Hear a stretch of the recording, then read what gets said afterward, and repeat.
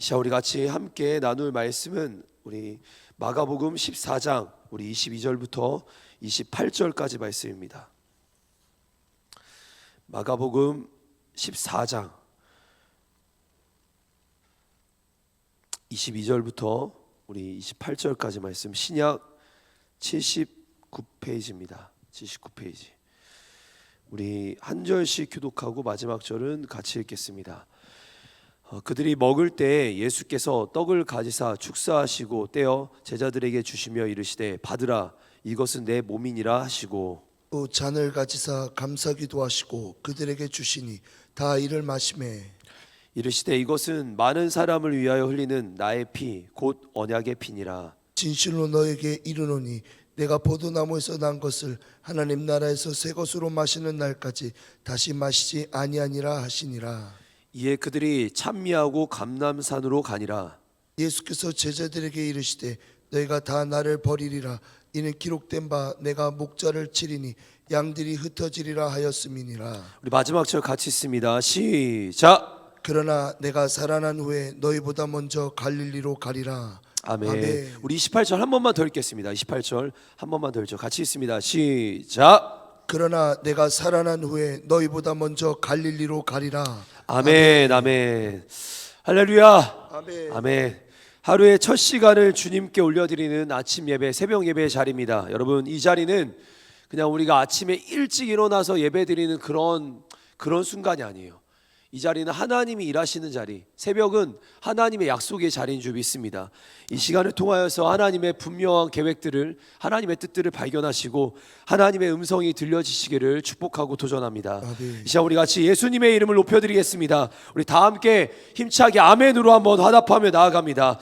예수님은 존귀와 찬양과 영광 받으시기에 합당하신 하나님이십니다. 아멘. 예수님은 이 땅의 주인, 예배의 주인이시며 인생의 주인이 되십니다. 아멘. 예수님은 우리를 절대 포기하지 않으시는 사랑의 하나님이십니다. 아멘. 아멘. 예수님은 오늘도 말씀하신 하나님, 우리의 기도에 응답하시는 하나님이 되십니다. 아멘. 아멘. 아멘. 우리 옆 사람과 한번 이렇게 인사하겠습니다. 예수님이 당신과 함께 하십니다. 예수님이 당신과 함께 하십니다. 앞뒤 사람과 한번 인사하자. 앞뒤 사람과 예수님 당신의 기도에 응답하십니다. 예수님 당신의 기도에 응답하십니다. 믿으십니까? 아멘. 오늘 이 자리는 하나님의 일하심이 있는 자리예요. 그냥 우리가 아침 일찍 일어나서 예배 드린다, 뭐 하루의 시작을 드린다의 수준을 넘어가는 자리입니다. 여러분 사모하시기를 바랍니다. 오늘 우리는 이제 마가복음 말씀을 살펴보고 있습니다. 오늘은 마가복음 14장 말씀을 중심으로 자세보다 중요한 은혜라는 제목으로 함께 말씀의 은혜를 나누겠습니다. 죄송합니다. 네, 성경의 7가지 절기를 지난 한 주간 동안 살펴봤습니다. 성경의 7가지 절기는요, 우리 예수님으로 우리가 완성이 되는데, 조금 이런 설명을 좀 드릴 수 있을 것 같아요. 절기를 한번 쭉 띄워주시면, 우리가 지난 주일이 추수감사절이었죠. 우리 이제 절기가 7가지 절기, 레위기 23장에 나오는 7가지 절기를 함께 말씀을 나눴는데, 우리가 예수님과 어떻게 연결되는지, 잠시 죄송합니다. 네, 어떻게 연결되는지 여러분 좀 설명을 좀 드려보겠습니다. 유월절 어떤 날이었습니까? 유월절 예수님께서 십자가에 죽으신 밤입니다. 이 날은 우리의 죄를 대속하신, 예수님께서 십자가에 죽으심으로 우리의 죄를 대속하신 날입니다. 무교절, 무교병을 먹는 날이었죠. 무교병.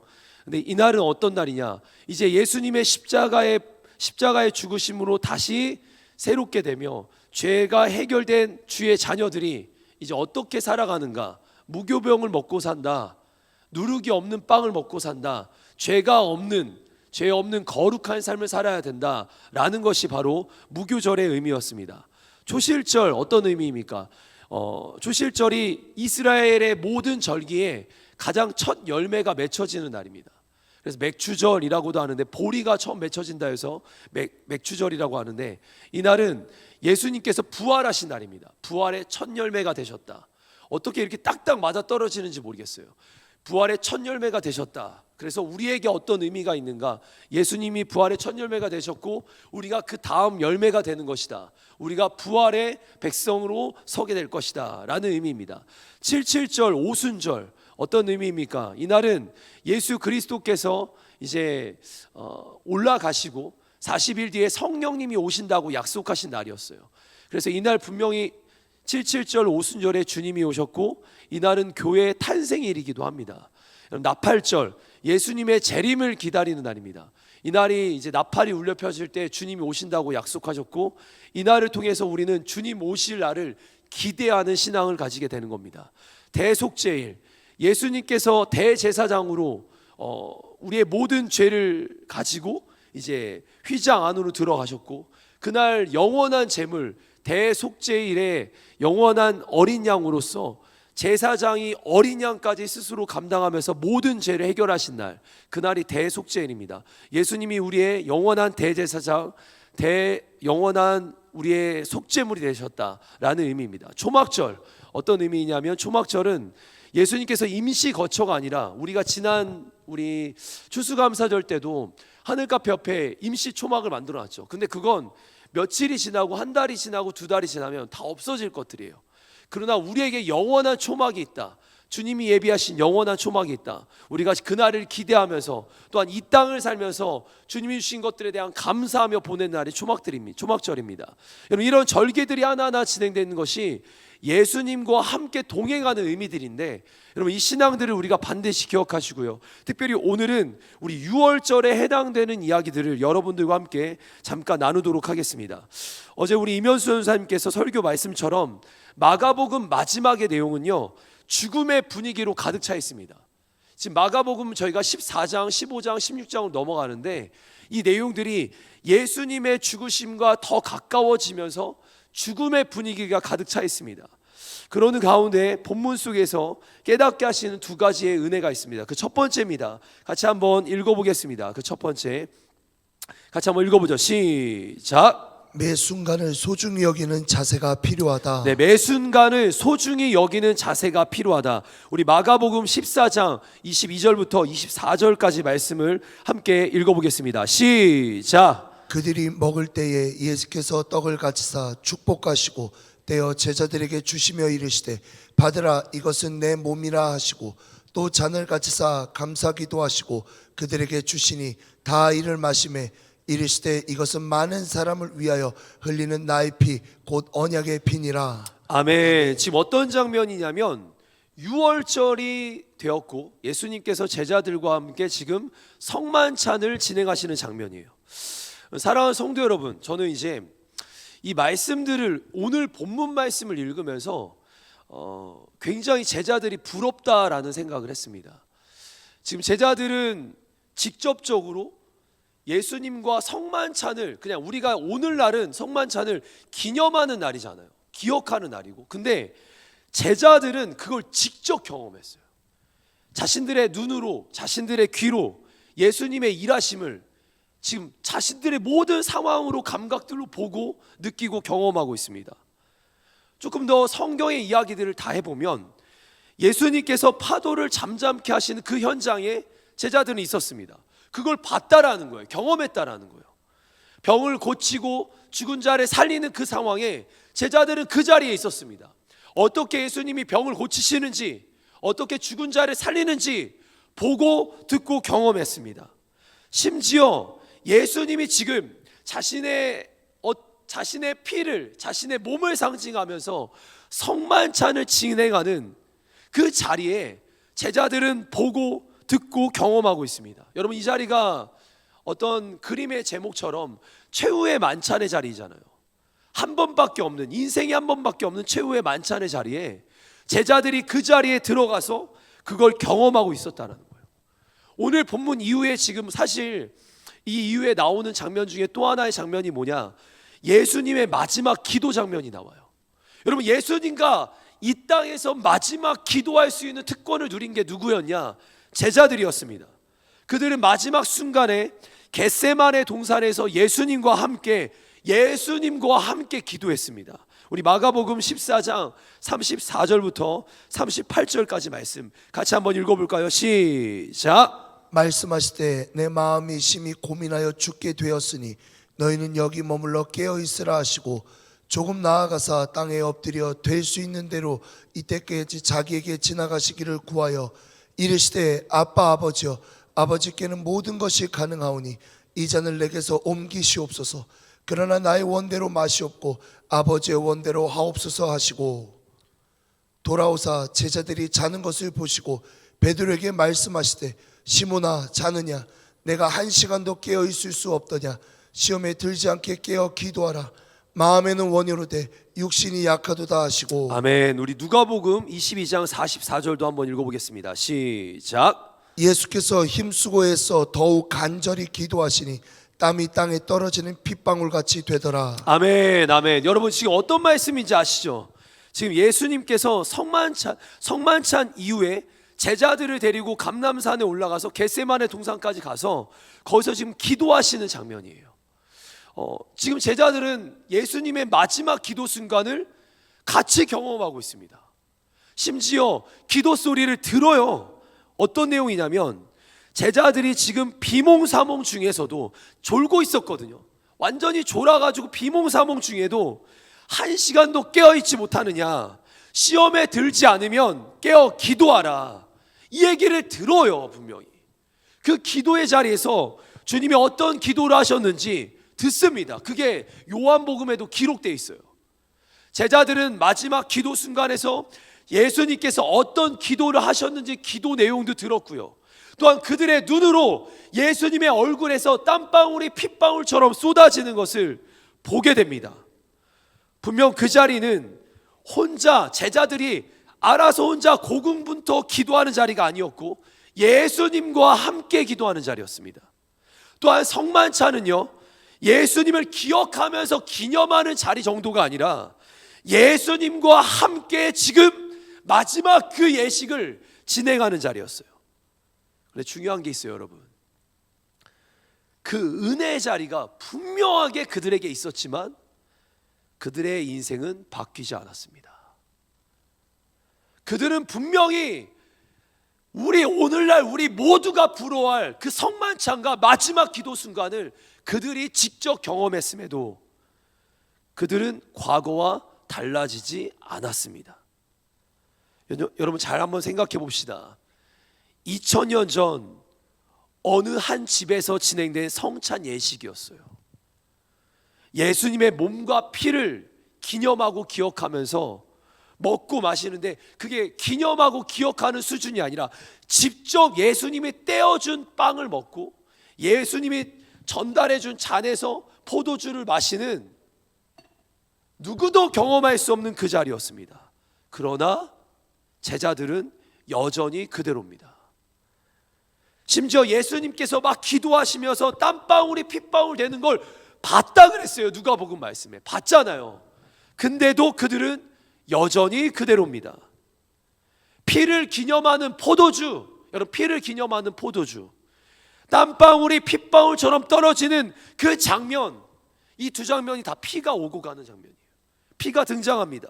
그런데 제자들은 여전히 그대로입니다. 여기서 여러분 중요한 게 하나 깨달아지게 되죠. 우리 모두가 은혜의 자리를, 은혜의 상황을 굉장히 사모합니다. 저도 청년들이 얼마나 사모하는지 여러 집회들을 가서 막 기도하는 자리 막 하고 비비고 들어가고 막 여기저기서 막 유튜브 보고, 맞아요. 예배하는 자리 사모해요. 얼마 전에 있었던 전국의 집회 있을 때도 우리 청년들 많이 갔다 와서 저한테 얘기해 준 것도 너무 은혜로웠어요. 막 사모해요. 어디도 막 가고 모두 보러 가고 경험하러 가고 별짓을 다 합니다. 그리고 여러분 기억하실 게 있어요. 제자들이 경험한 그 은혜의 자리만큼은 아니었습니다. 그들은 성만찬을 경험했으며 그들은 예수님과 마지막 기도하는 자리까지 경험했어요. 그러나 그들은 여전히 그대로였습니다. 대단한 신앙의 자리, 대단한 은혜의 자리가 아무리 좋은 자리가, 아무리 좋은 기회가 있을지라도 그것이 인생을 완전히 바꾸는 게 아니더라고요. 대단한 은혜의 자리가 있고 대단한 복된 자리가 있다고 해서 그것이 인생을 확확 바꾸는 게 아니에요. 아무리 좋은 자리라고 해도 그냥 우리가 흘려보낼 수도 있습니다. 흘러가는 이 시간들, 흘러가는 귀한 자리들, 은혜의 자리들, 여러분 이 기회를 붙잡는 게 뭔지 아세요? 한번 따라해 볼까요? 마음가짐. 마음가짐, 마음가짐. 마음가짐. 여러분 그 차이가 뭔지 아세요? 마음가짐이에요.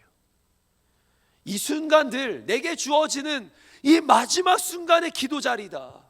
이 순간이 진짜 예수님이 진짜 피를 흘리 직전에 성만 차릴 자리이다. 여러분 그것을 내가 깨닫고 그 자리에 임했다면 절대 그렇게 설 수 없었을 겁니다. 여러분 성경에는 분명히 이런 내용이 하나 나와요. 네 가지 땅에 대해서 나오면서 옥토, 좋은 땅. 근데 이 좋은 땅과 옥토 말고도 씨앗이 심겨질 수 없었던 길가 아시죠? 길가. 이렇게 길을 가는 길가, 딱딱한 땅이에요. 씨앗이 심겨질 수 없는 길가가 나옵니다. 또한 성경에 보니까 길가 말고 옥토 말고도 지금 씨앗이 심겨지나 이 돌들이 있어서 돌에 심겨져서 물이 다 빠지니까 뿌리 내릴 수 없는 돌밭이 나와요. 자갈밭이 나와요. 또 하나 지금 뿌리 내려서 싹이 터서 자라긴 하지만 가시덤불이 가리워서 지금 더 자랄 수 없는 가시덤불밭이 나옵니다. 여러분 성경이 네 가지 밭의 비유 아시죠? 길가밭, 돌밭, 가시덤불밭, 그리고 옥토, 좋은 땅. 네 가지 밭 이야기. 그런데 여기 모든 땅에 공평한 게 있었어요. 제가 말씀을 묵상하면서 깨달은 것은 이 모든 땅에 동일하게 말씀이 심겨진다라는 겁니다. 동일한 은혜가 주어졌다라는 거예요. 좋은 땅에만 심겨진 게 아니라 돌밭에도 씨앗이 심겨지고 길가 밭에도 심겨지고 가시 덤불밭에도 똑같이 말씀의 씨앗이 다 심겨진다라는 거예요. 그러나 마음가짐에 따라서 그 밭의 상황과 수준에 따라서 옥토처럼 30배, 60배, 100배의 열매를 맺는다라는 거예요. 우리 말씀 한번 같이 한번 보겠습니다. 마가복음 4장 14절 먼저 보고 그 다음에 3절 5절만 한번 같이 한번 읽어보겠습니다. 시작. 뿌리는 자는 말씀을 뿌리는 것이라. 들으라, 씨를 뿌리는 자가 뿌리러 나가서 뿌릴새. 덜어는 길가에 떨어짐에 새들이 와서 먹어버렸고, 덜어는 흙이 얇은 돌밭에 떨어짐에 흙이 깊지 아니하므로 곧 싹이 나오나. 그렇습니다. 잘 보세요. 말씀을 뿌리는 자가 말씀을 뿌리는데 3절, 4절, 5절 그리고 뒤에 말씀들이 또 있어요. 이어지는 말씀에 다 말씀을 뿌렸다라는 거예요. 씨가 뿌려졌다라는 거예요. 옥토만 뿌려진 게 아니라 모두에게 동일한 은혜의 기회가 상황이 주어진다라는 겁니다. 누구나 들을 수 있고 누구나에게 은혜가 허락되는 겁니다. 그러나 그 말씀을 듣고 반응하는 것, 그 말씀을 듣고 순종하는 것은 자유의지인 거예요.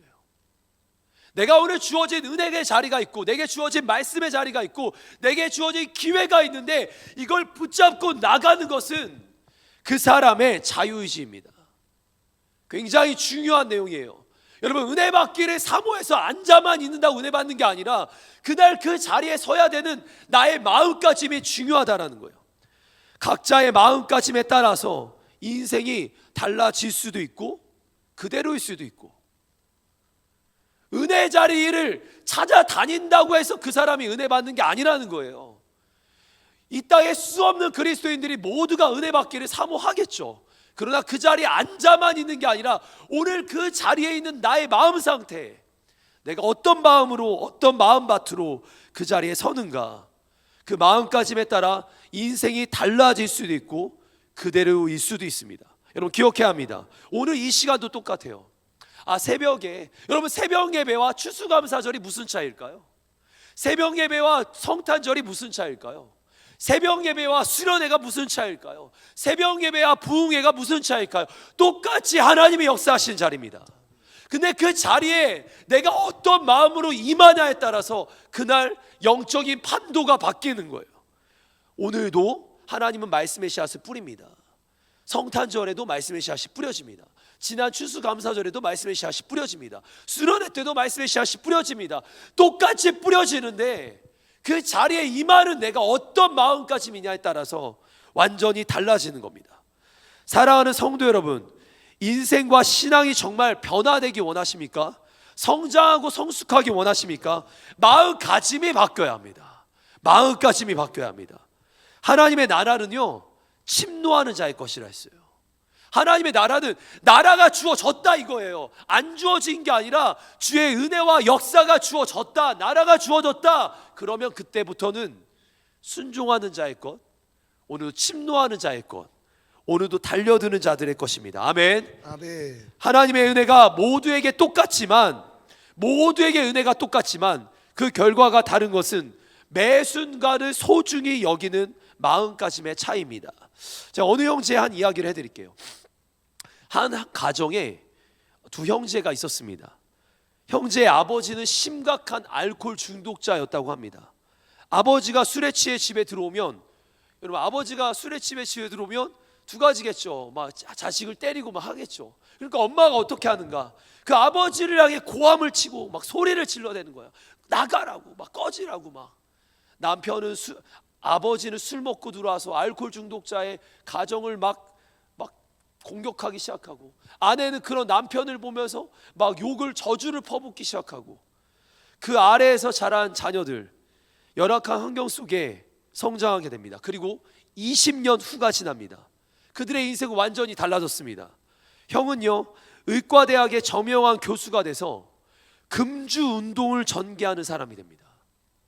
술 먹지 않고 금주하자고, 술 먹지 말라고 그런 운동을 전개하는 사람이 돼요. 그런데 동생은요, 알코올 중독자가 돼서 병원에 입원해 있게 됩니다.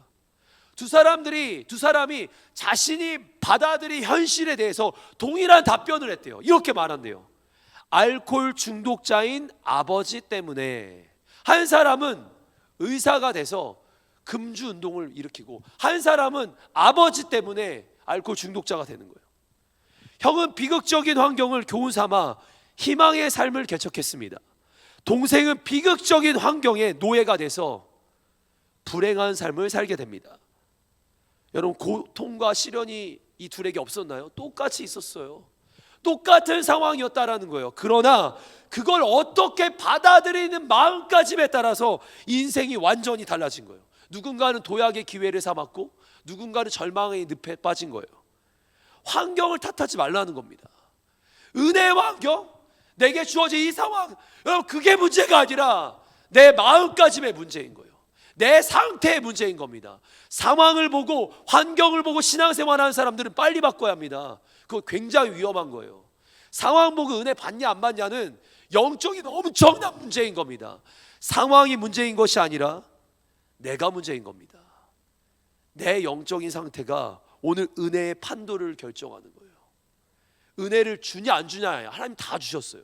말씀의 씨앗 다 뿌려집니다. 근데 그것을 누가 받냐 이거예요. 하나님의 사람들이 제대로 된 마음가짐으로 그 말씀을 받는 줄 믿습니다. 두 번째입니다. 우리의 자세보다 같이 한번 읽어보겠습니다. 시작. 우리의 자세보다 더 중요한 것은 은혜입니다. 한 번 더 읽겠습니다. 시작. 우리의 자세보다 더 중요한 것은 은혜입니다. 네, 은혜입니다. 우리 말씀 마가복음 14장 26절 27절 말씀 같이 한번 이제 읽어보겠습니다. 시작. 이에 그들이 찬미하고 감람산으로 가니라. 예수께서 제자들에게 이르시되 너희가 다 나를 버리리라. 이는 기록된 바 내가 목자를 치리니 양들이 흩어지리라 하였음이니라. 아멘. 말씀 계속 띄워주시면요, 예수님과 함께했던 제자들, 그렇게 예수님과 성만찬을 잘 마쳤습니다. 제자들은 이제 예수님과 함께 감람산으로 오릅니다. 감람유 아시죠? 감람유, 기름이 있는 땅이에요. 감람유가 있는 그 땅으로 올립니다. 올리브산으로 오른 거예요. 여러분, 올리브산의 특징은 뭐냐? 짜내면 기름이 나온다라는 거예요. 근데 이 자리가 어떤 자리냐? 다른 말로 예수님이 땀 흘리며 짜내는 자리, 피 흘리는 자들이에요. 이 자리에 이제 갔어요. 근데 그곳에 오를 때 예수님이 이렇게 말씀하십니다. 너희가 다, 여러분, 한 명도 아니라 두 명도 아니라 가룟 유다만 베드로만이 아니라 너희가 다 나를 버릴 것이다. 예수님은 제자들이 곧 예수님을 배반할 것을 예고하십니다. 지금 제자들이 예수님을 배반할 것을 예고하십니다. 충격적인 말입니다. 너희가 다 나를 버리리라. 아니, 예수님을 3년 반이나 따라다닌 제자들입니다. 근데 그들이 지금 예수님을 배반한대요. 이게 무슨 의미일까요, 여러분? 예수님 다 알고 계셨다. 3년 반 뒤에 있을 이 상황, 예수님이 다 알고 계셨다라는 거예요. 지금 예수님이 제자들이 앞으로 어떤 일을 이뤄갈지 다 알고 계셨다라는 거예요. 지금 당장은 아닌 것 같은데 곧 조금만 지나면 모두가 배반할 거 다 알고 계셨다라는 거예요. 우리의 신앙으로 한번 점검해 볼까요? 우리가 지금 당장은 좋은 마음으로 주님 앞에 서겠지만 곧 그 마음이 어떻게 변할지 다 아신다는 거예요. 지금 내가 주님 앞에 오늘은 기도하러 나왔겠지만 내가 내일 기도를 멈출 거 주님 다 알고 계신다는 거예요.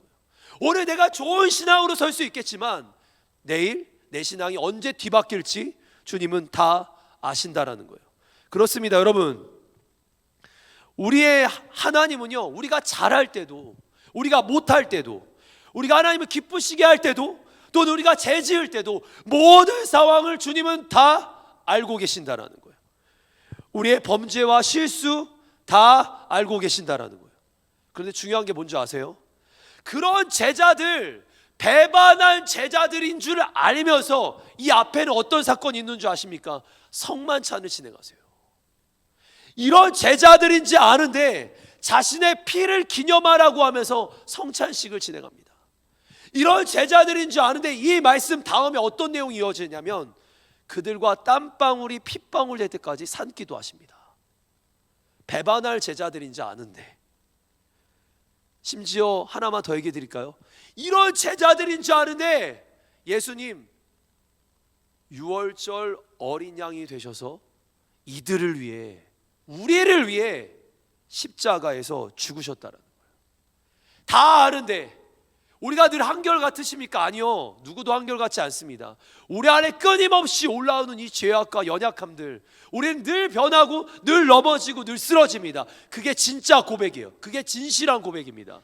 누구도 천국 가기 그날까지 완전한 사람은 아무도 없어요.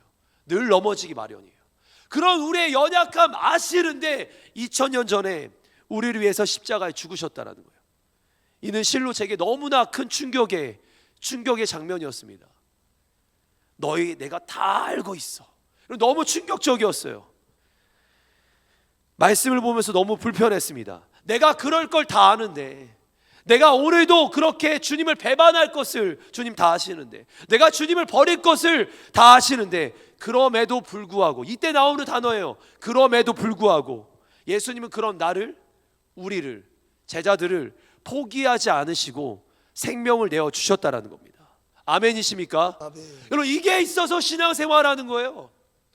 내가 믿고 내가 나를 믿어서 신앙생활하는 게 아니라 오늘도 변함없이 나를 사랑하시는, 그럼에도 불구하고 나를 사랑하시는, 내가 잘할 때도 사랑하실 뿐만 아니라 내가 못할 때도 영원히 사랑하시는 그 주님 때문에 신앙생활하는 겁니다. 여러분, 그 주님이 나와 우리와 함께 하시는 줄 믿습니다.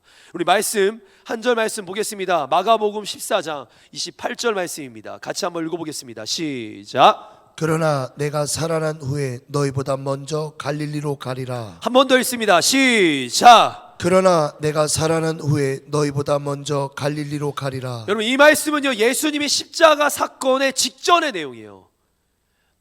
내가 너희를 위해서 이제 내가 죽고 다시 살아나서 너희보다 먼저 갈 거야. 이 말씀에서 우리에게 주는 두 가지 중요한 메시지가 있습니다. 말씀 계속 띄워주시면, 첫 번째, 예수님이 죽음 후에 다시 살아나실 것을 제자들에게 약속하셨어요.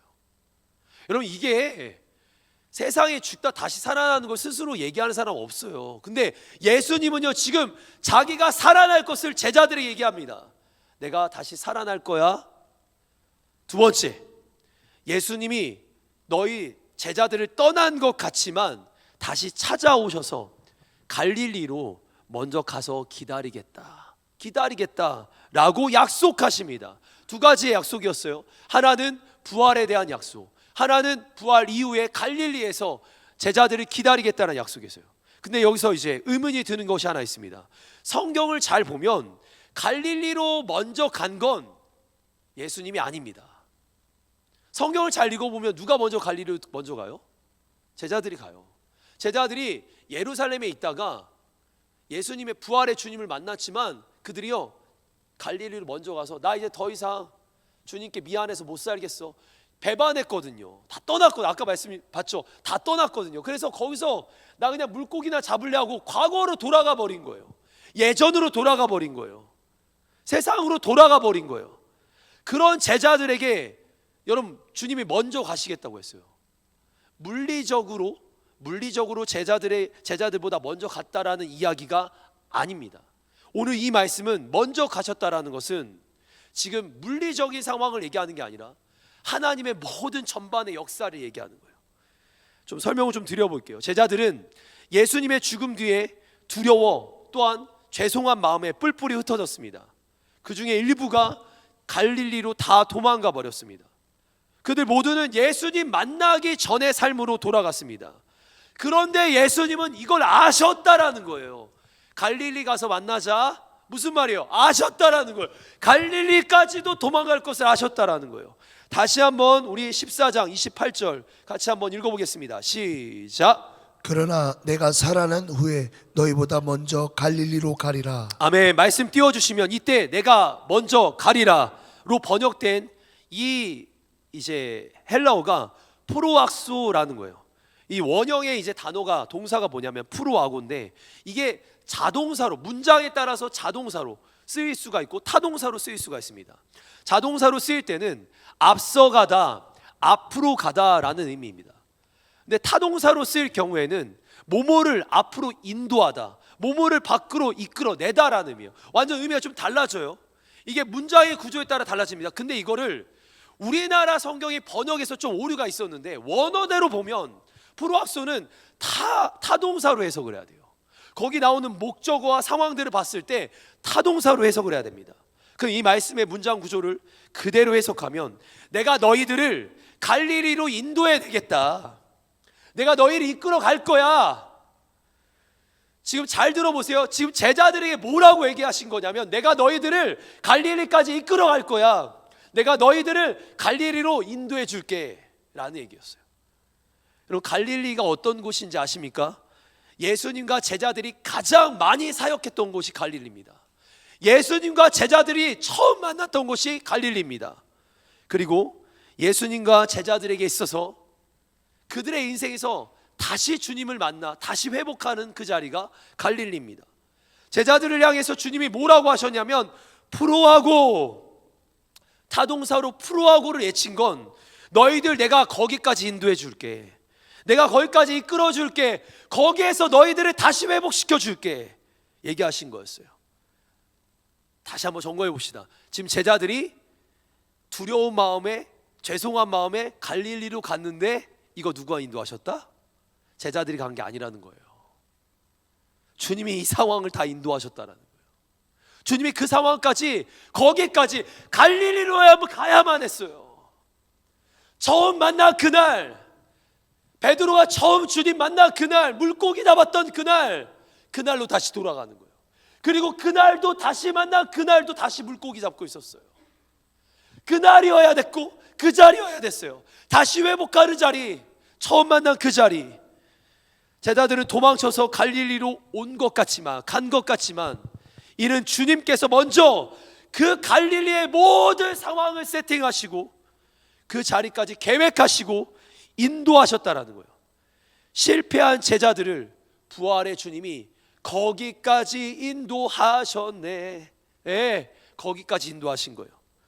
실패한 제자들을 포기하신 적이 없으신 주님, 그리고 그들을 새롭게 하시고 그들을 사명의 사람으로 인도하시는데 내가 거기 간 게 아니라, 내가 그 자리에 선 게 아니라 주님의 사랑이 그들을 포기하지 않으시고 갈릴리까지 인도하신 겁니다.